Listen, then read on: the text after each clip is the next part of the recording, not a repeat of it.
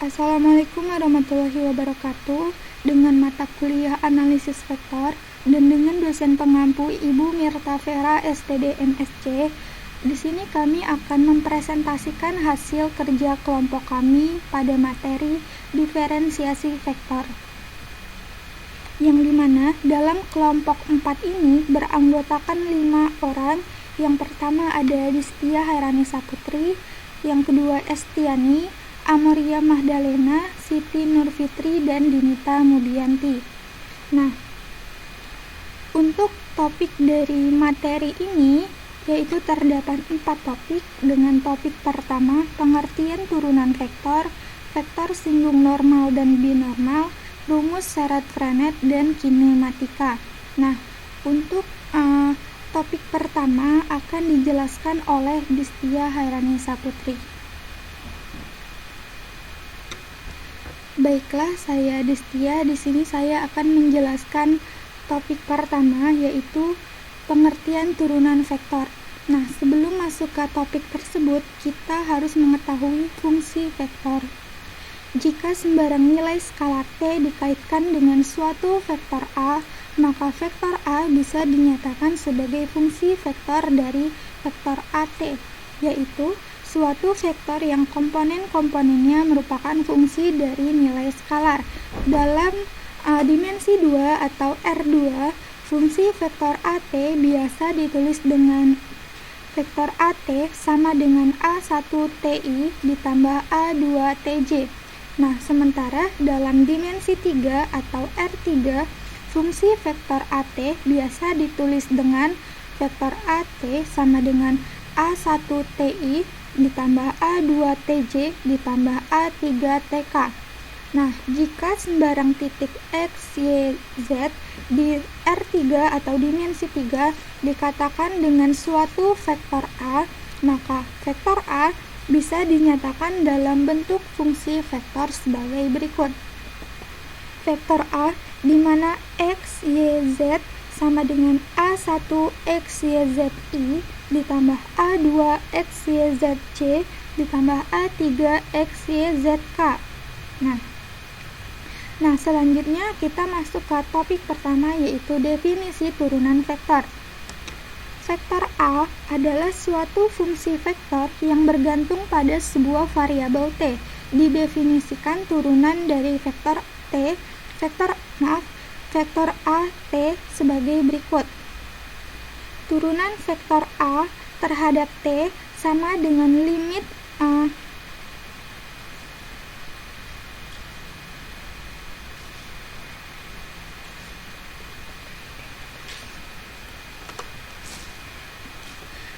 Nah, selanjutnya kita masuk ke topik pertama, yaitu definisi atau pengertian dari turunan vektor. Vektor AT adalah sebuah fungsi vektor yang bergantung pada sebuah variabel T. Didefinisikan turunan dari vektor AT sebagai berikut. Turunan vektor A terhadap T sama dengan limit delta T mendekati 0, di mana vektor A T plus delta T dikurang vektor A T dibagi delta T. Nah, ini jika ada limitnya.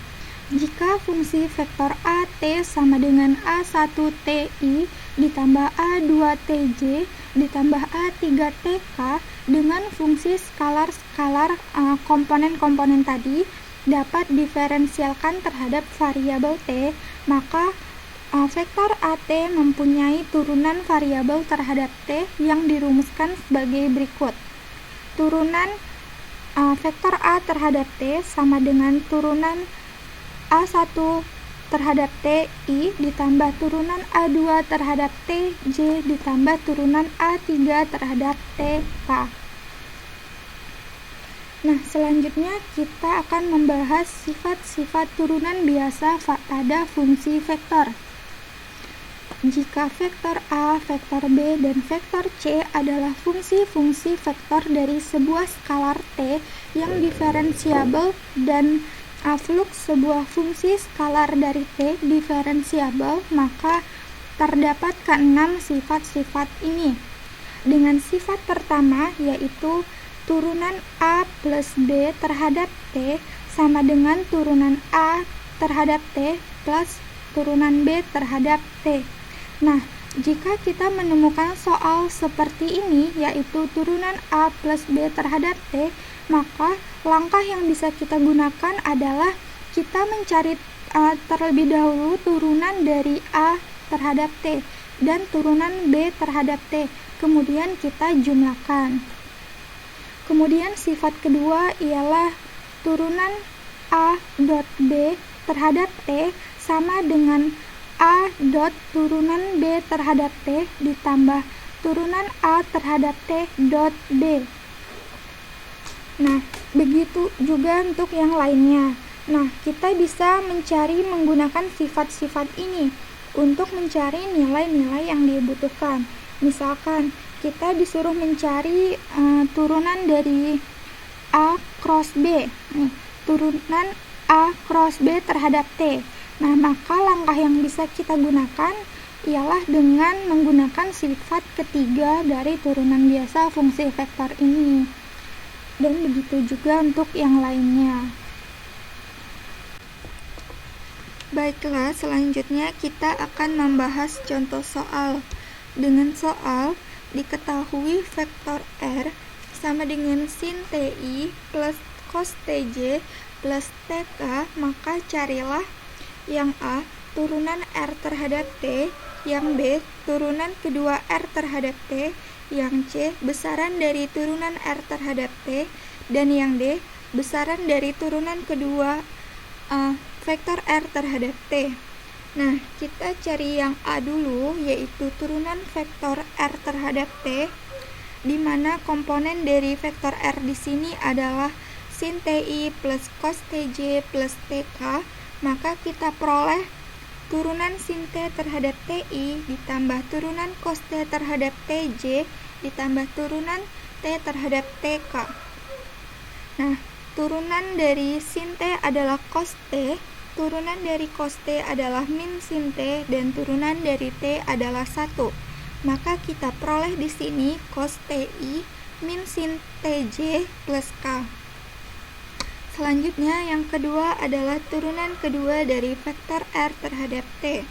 Nah, di sini kita turunkan dari hasil dari yang kita dapat pada A. Maka kita peroleh di sini turunan dari cos TI min sin TJ plus K terhadap T. Maka kita peroleh di sini turunan cos T terhadap TI dikurang turunan sin T terhadap TJ dikurang turunan 1 terhadap TK. Nah, turunan dari cos T adalah min sin T, turunan dari sin T adalah cos T, dan turunan dari 1 adalah 0. Jadi tidak perlu kita tulis di sini. Maka kita peroleh min sin TI min cos TJ. Selanjutnya yang C adalah besaran dari turunan pertama. Turunan pertama tadi komponennya adalah cos T cos T min sin T plus 1. Maka untuk mencari besarannya kita peroleh di sini akar dari cos T kuadrat ditambah min sin T kuadrat ditambah 1 kuadrat. Nah, maka di sini kita peroleh akar dari cos kuadrat T ditambah sin kuadrat T ditambah 1.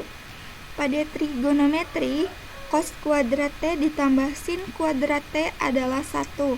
Maka kita peroleh akar 1 tambah 1. Maka besaran dari turunan kedua adalah akar 2.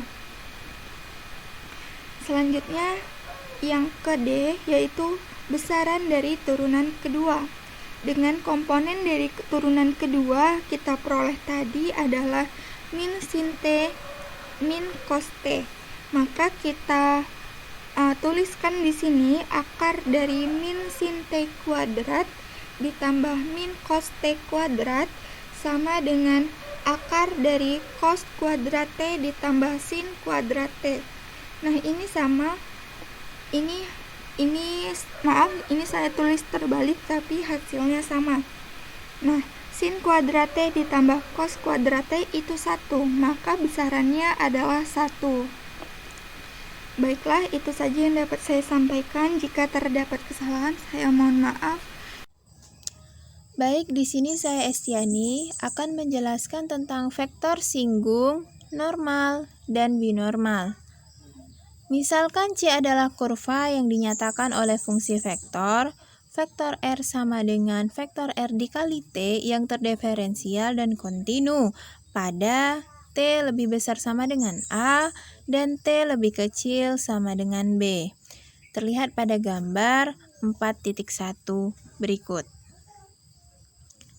Selanjutnya, misalkan pula vektor R dikali T dan vektor R dikali T ditambah delta T berturut-turut adalah vektor-vektor posisi titik P dan Q pada kurva C pada gambar 4.1, maka garis PQ mempunyai arah yang sama dengan vektor R dikali T ditambah delta T dikurang vektor R dikali T per delta T. Garis singgung pada kurva CZ di titik P didefinisikan sebagai posisi limit dari garis lurus PQ jika Q mendekati P sepanjang kurva C. Sehingga vektor R sama dengan limit delta T mendekati 0. Vektor R dikali T ditambah delta T dikurang vektor R dikali T per delta T. Hal tersebut merupakan vektor arah garis singgung dari kurva C di titik P. Selanjutnya, vektor R disebut vektor singgung dari kurva C di titik P jika vektor T sama dengan vektor R per vektor R mutlak. Selanjutnya, vektor T disebut vektor singgung satuan di titik C. Vektor singgung satuan di kurva C di titik P. Baik, yang selanjutnya untuk contoh berikut adalah carilah persamaan garis singgung pada kurva C dengan persamaan vektor R dikali T sama dengan 3, vektor I ditambah 3T kuadrat, vektor J ditambah 2T pangkat 3 vektor K di titik T sama dengan 1. Jadi penyelesaiannya sebagai berikut.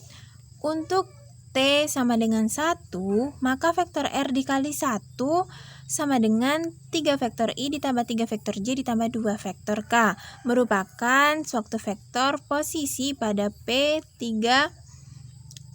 2 terhadap titik asal O.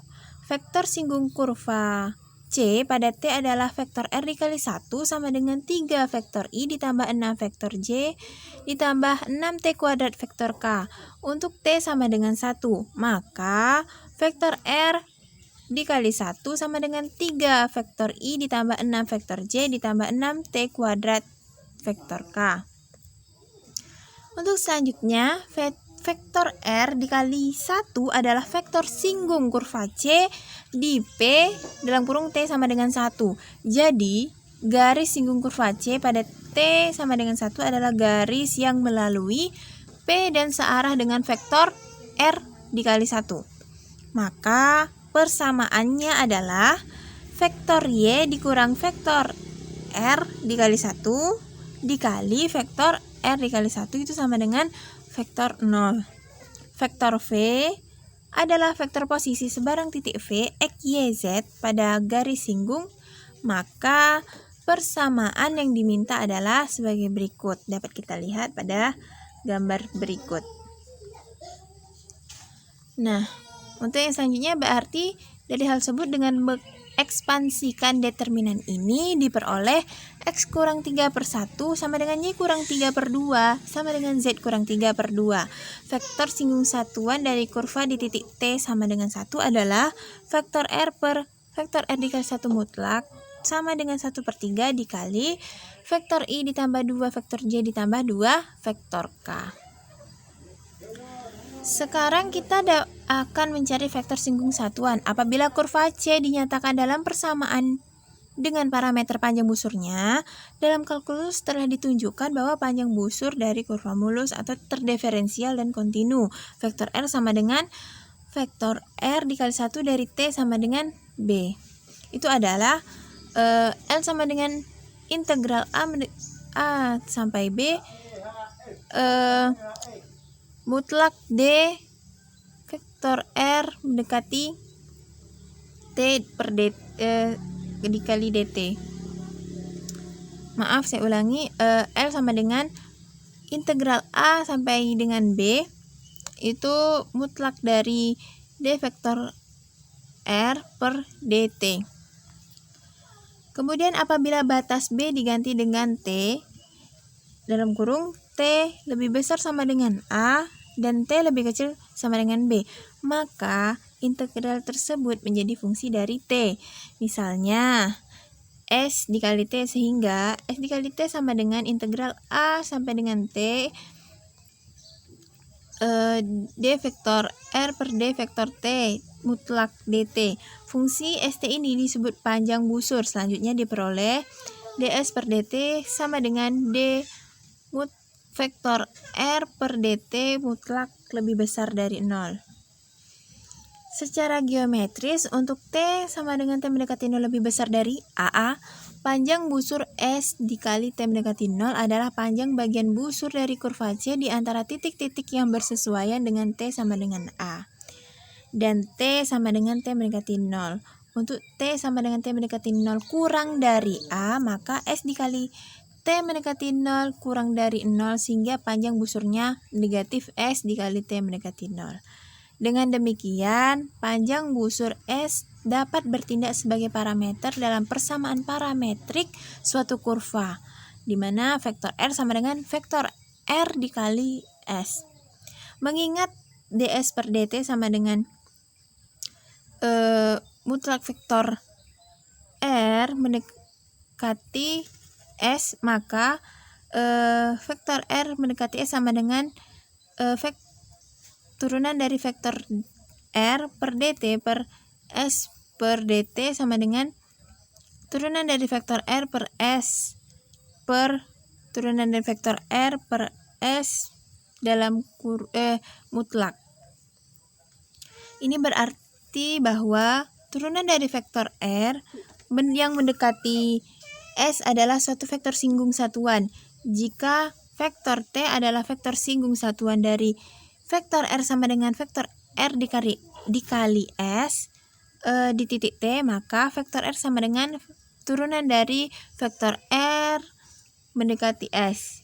Jika vektor R adalah vektor letak P X, Y, Z pada kurva C, yaitu vektor R sama dengan X vektor I ditambah Y vektor J ditambah Z vektor K, berarti vektor T sama dengan turunan dari vektor R mendekati S sama dengan dx per ds, vektor I ditambah dy per ds vektor J ditambah dz per ds vektor K.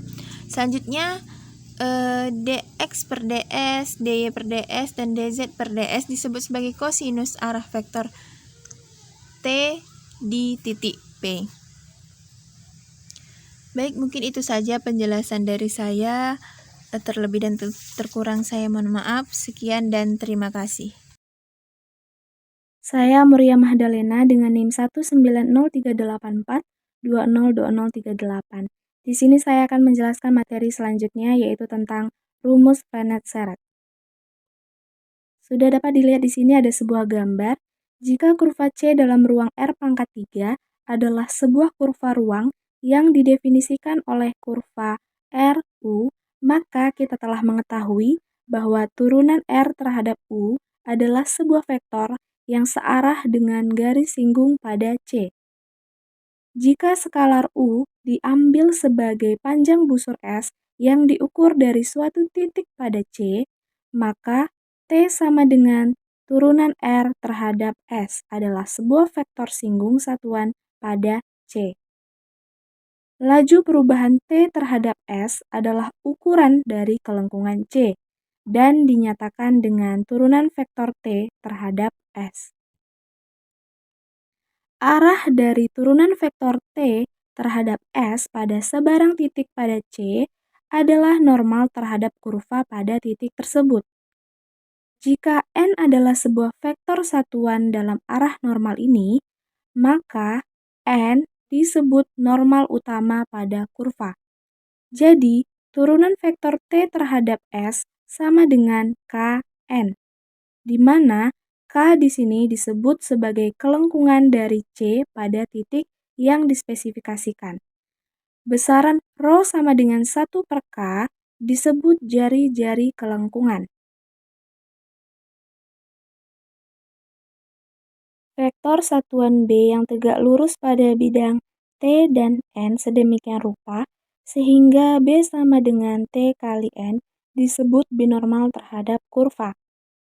Dari sini diperoleh bahwa T, N, dan B membentuk sebuah sistem koordinat tegak lurus tangan kanan pada sebarang titik dari C. Himpunan relasi-relasi yang mengandung turunan-turunan dari vektor-vektor T, N, dan B dikenal sebagai rumus Frenet-Serret yang diberikan oleh turunan vektor T terhadap S sama dengan Kn. Turunan vektor N terhadap S sama dengan tau B dikurang Kt. Turunan vektor B terhadap S sama dengan negatif tau N, di mana tau adalah sebuah skalar yang disebut torsi. Besaran sigma sama dengan 1 per tau disebut jari-jari torsi. Untuk memahami lebih dalam mengenai rumus Frenet-Serret, kita akan membahas beberapa contoh soal. Contoh soalnya adalah, carilah yang pertama vektor singgung satuan T, kemudian carilah normal utama N, kelengkungan K, dan jari-jari kelengkungan rho. Kemudian carilah binormal B, torsi tau, dan jari-jari torsi sigma untuk kurva ruang X sama dengan 3 cos T, Y sama dengan 3 sin T, dan Z sama dengan 4T. Nah, kita masuk ke penyelesaiannya. Penyelesaian untuk pertanyaan yang pertama, yaitu carilah vektor singgung satuan T. R sama dengan 3 cos TI ditambah 3 sin TJ ditambah 4TK, maka turunan R terhadap T sama dengan negatif 3 sin TI ditambah 3 cos TJ ditambah 4K. Turunan S terhadap T sama dengan mutlak turunan R terhadap T, sama dengan akar negatif 3 sin T pangkat 2 ditambah 3 cos T pangkat 2 ditambah 4 pangkat 2, sama dengan 9 sin pangkat 2T ditambah 16 diakarkan, maka kita akan memperoleh hasil yaitu 5. Jadi, T sama dengan turunan R terhadap S sama dengan turunan R terhadap T dikali turunan T terhadap S sama dengan turunan R terhadap T per turunan S terhadap T sama dengan negatif 3 sin TI ditambah 3 cos TJ ditambah 4K per 5. Maka kita peroleh hasil negatif 3 per 5 sin TI ditambah 3 per 5 cos TJ ditambah 4K. Baiklah, kita lanjut ke dalam penyelesaian untuk pertanyaan yang kedua, yaitu carilah normal utama N. Turunan vektor T terhadap T sama dengan turunan terhadap T dikali negatif 3 per 5 sin TI ditambah 3 per 5 cos TJ ditambah 4K, maka akan kita peroleh hasil negatif 3 per 5 cos TI dikurang 3 per 5 sin TJ. Turunan vektor T terhadap S sama dengan turunan vektor T terhadap T dikali turunan T terhadap S sama dengan turunan vektor T terhadap T per turunan S terhadap T sama dengan negatif 3 per 5 cos TI dikurang 3 per 5 sin TJ per 5. Nah, negatif 3 per 5 cos TI per 5, maka kita akan mendapatkan hasil negatif 3 per 25 cos TI. Kemudian negatif 3 per 5 sin TJ per 5, kita akan peroleh hasil negatif 3 per 25 sin TJ.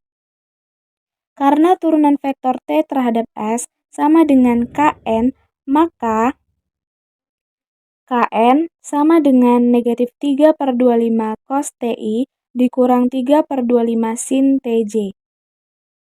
Mutlak Kn sama dengan mutlak negatif 3 per 25 cos TI dikurang 3 per 25 sin TJ.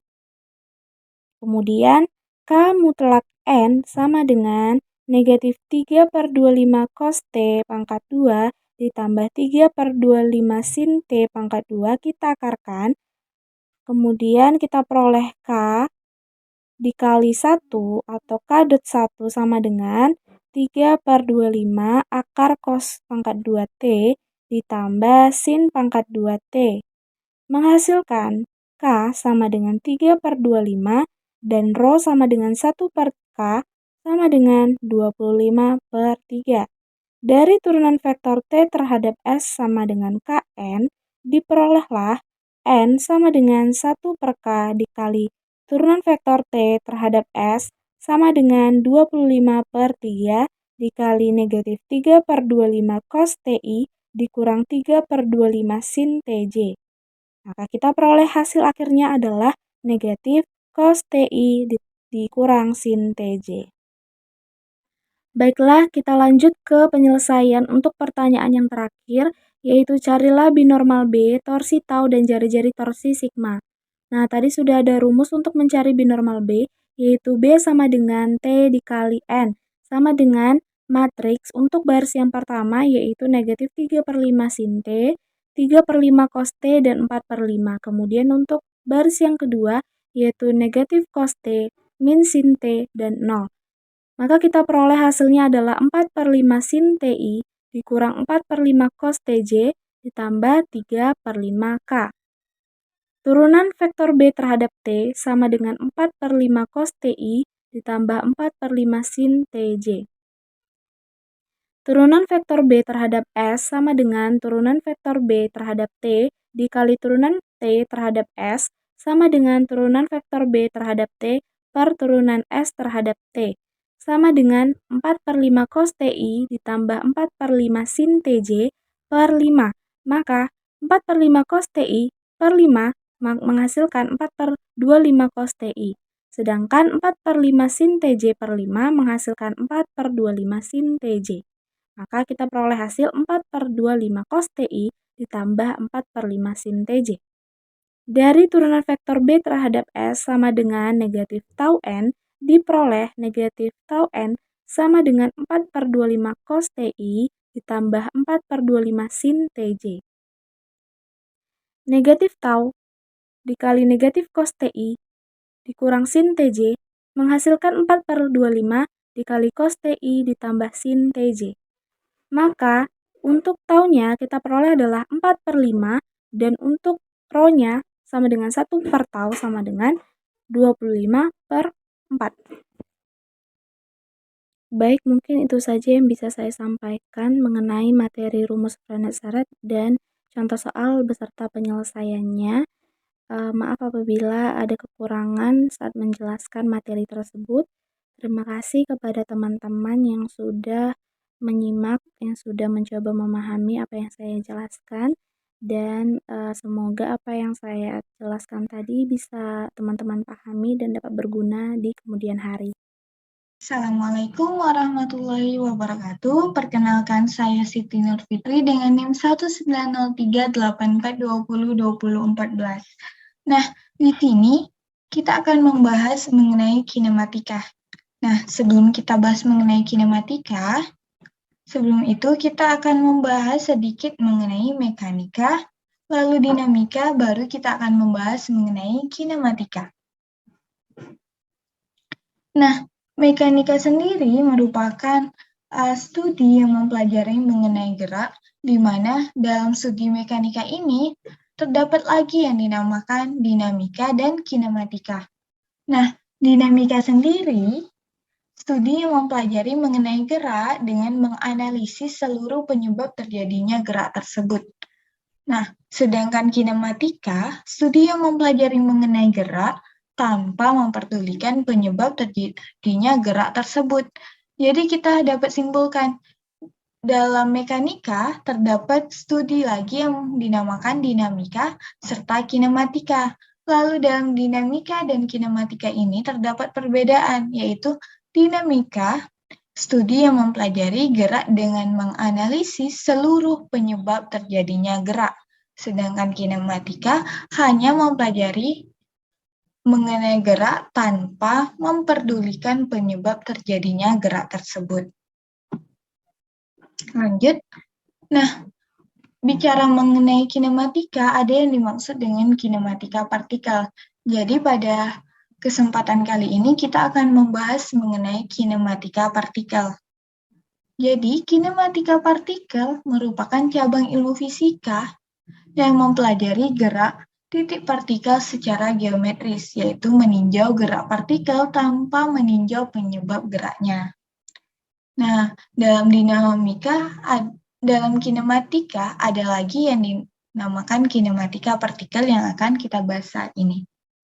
Nah, jika kita misalkan nih, T menggambarkan waktu dan misalkan pada suatu titik P yang bergerak ditentukan oleh persamaan parametrik sebagai berikut, yaitu X sama dengan XT, Y sama dengan YT, dan Z sama dengan ZT, maka vektor RT sama dengan XTI ditambah YTJ tambah ZTK yang berpangkal di titik asal O dinamakan vektor posisi titik P pada saat T.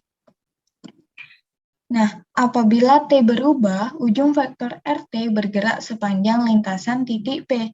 Nah, lintasan ini merupakan sebuah kurva dan gerak yang dijalani oleh P dinamakan gerak sepanjang kurva atau gerak kurvilinear. Nah, titik P bergerak sepanjang lintasannya dengan kecepatan atau dilambangkan dengan VT dan percepatan dilambangkan dengan AT yang didefinisikan sebagai berikut. Nah, berikut rumus kecepatan dan percepatan. Dilihat dari rumus ini, yaitu VT sama dengan R aksen T atau turunan pertama, T sama dengan X aksen TI ditambah Y aksen TJ ditambah Z aksen TK. Lalu percepatannya AT sama dengan R double aksen T sama dengan X double aksen TI ditambah Y double aksen TJ ditambah Z double aksen TK. Nah, dari rumus ini kita bisa lihat bahwa rumus kecepatan itu sama dengan turunan pertama dari RT, lalu percepatan merupakan AT sama dengan itu turunan kedua T. Maka kita misalkan lagi, jika nih kita misalkan R aksen T tadi ada dan kontinu atau kurva RT tersebut mulus, maka dalam kalkulus telah diberikan bahwa panjang busur S dari titik PA ke titik PT, yaitu dari ujung vektor posisi RA ke ujung vektor posisi RT adalah S sama dengan integral dengan batas atas T dan batas bawah A akar X aksen U kuadrat ditambah Y aksen U kuadrat ditambah Z aksen U kuadrat DU itu sama dengan integral dengan batas atas T dan batas bawah A mutlak R aksen U DU. Nah, untuk lebih paham lagi, kita masuk ke contoh soal. Soalnya sebagai berikut. Misalkan suatu partikel P bergerak sedemikian sehingga vektor posisinya pada saat T adalah RT sama dengan 4 cos TI ditambah 4 sin TJ dan ditambah 3 TK, maka tentukanlah A. Kecepatan dan besar kecepatan pada saat T sama dengan 2pi. B. Percepatan dan besarnya pada saat T sama dengan 2pi. C. Panjang lintasan titik P pada 0, T besar sama dengan 0, kecil sama dengan 2pi.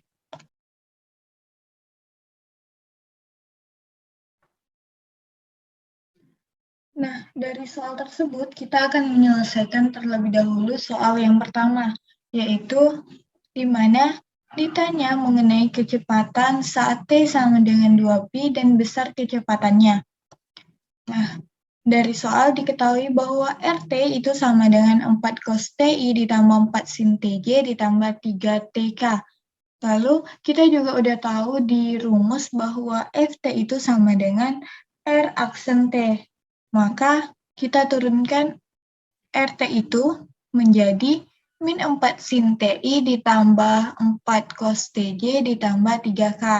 Karena cos turunan dari cos itu sama dengan min sin. Diperoleh min 4 sin TI. Lalu turunan sin itu sama dengan cos. Maka didapat ditambah 4 cos TJ. Lalu turunan dari 3T dapat 3 ditambah 3K. Lalu kita masukkan T-nya sama dengan 2Pi. Maka V dalam kurung 2Pi sama dengan min 4 sin 2Pi ditambah 4 cos 2Pj ditambah 3K. Nah, sin 2Pi atau sin 360 itu sama dengan 0, maka min 4 dikali 0 sama dengan 0. Lalu cos 2Pi, cos 360 itu sama dengan 1. Maka 4 dikali 1 diperoleh 4, sama dengan 4J. Lalu ditambah 3K, maka didapat F2Pi sama dengan 4J ditambah 3K. 4J tambah 3K ini merupakan kecepatan saat T sama dengan 2Pi. Lalu ditanya lagi, berapa sih besar kecepatannya? Kita rumuskan mutlak F 2Pi sama dengan akar 4 kuadrat ditambah 3 kuadrat sama dengan 5. Maka besar kecepatan saat 2T sama dengan 2Pi diperoleh 5. Lalu untuk soal yang B, ditanya mengenai percepatan saat T sama dengan 2Pi dan besar percepatannya. Sama dengan soal yang pertama, kita gunakan RT sama dengan 4 cos TI ditambah 4 sin TJ ditambah 3 TK. Nah, turunan pertamanya tadi udah diperoleh di soal pertama, sama dengan min 4 sin TI ditambah 4 cos TJ ditambah 3K. Lalu, karena di sini AT atau percepatan itu sama dengan turunan kedua, maka kita harus cari turunan kedua dari RT, diperoleh min 4 cos TI dikurang 4 sin TJ. Kenapa 3K hilang? Karena kan turunan 3 itu sama dengan habis. Kita masukkan tadi yang diminta adalah percepatan saat 2Pi. Maka A dalam kurung 2Pi sama dengan min 4I. Sama dengan cara yang pertama, kita peroleh bahwa A2Pi sama dengan min 4Pi. Maka itu adalah percepatannya saat T sama dengan 2Pi. Lalu diminta lagi besar percepatannya.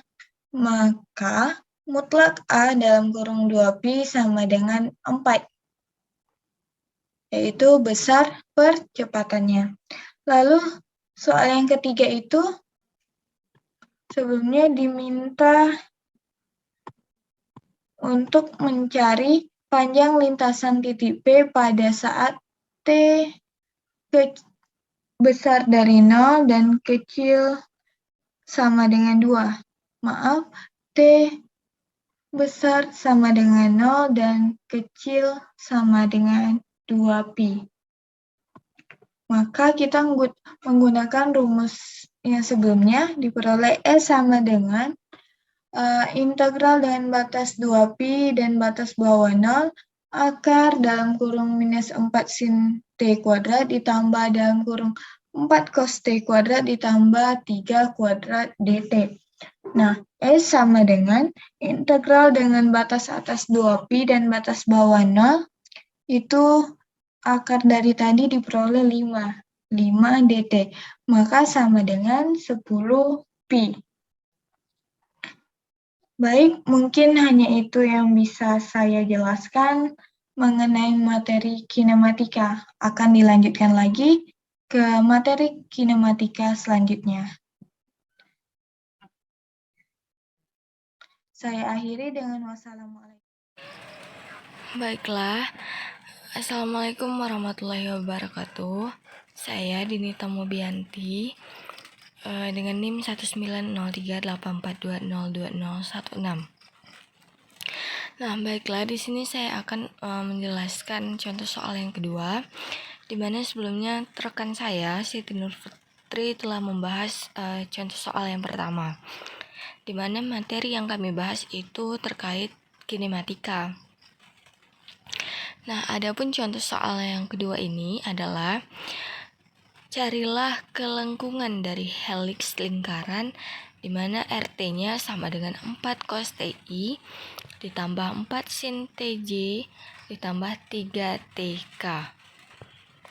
Nah, di sini dari soal dinyatakan kita diminta untuk mencari kelengkungan sebuah heliks lingkaran. Nah, baiklah, kita langsung saja ke penyelesaiannya. Nah, dimana tadi kita tahu bahwa RT-nya itu sama dengan 4 cos TI ditambah 4 sin TJ ditambah 3K. Nah, adapun VT-nya itu kita dapat dari turunan pertama dari RT, di mana VT sama dengan R aksen T sama dengan 4 sin TI ditambah 4 cos TJ ditambah 3K. Nah, adapun vektor dari VT itu sama dengan 5. Nah, itu kita dapat dari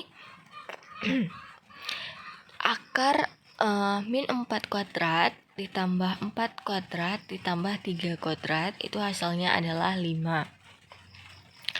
Dimana I-nya sama dengan 1/5 dikali dengan min 4 sin TI ditambah 4 cos TJ ditambah 3K. Nah, adapun I aksennya itu sama dengan 1/5 dikali dengan min 4 cos TI dikurang 4 sin TJ. Adapun vektornya itu kita dapat bahwa 4/5.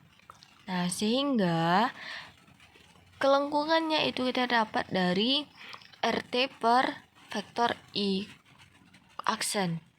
Itu hasilnya adalah 4/25. Nah, jadi di sini ada pernyataan di mana kalau untuk menyatakan sebuah percepatan A dalam I dan N, nah yang merupakan komponen-komponen A pada I dan N, maka di sana terlihat bahwa T sama dengan V per vektor V, dan vektor V itu sama dengan ds per dt ataupun turunannya seperti itu. Nah, dimana V-nya sama dengan vektor V dan T sama dengan ds per dt dikali dengan T.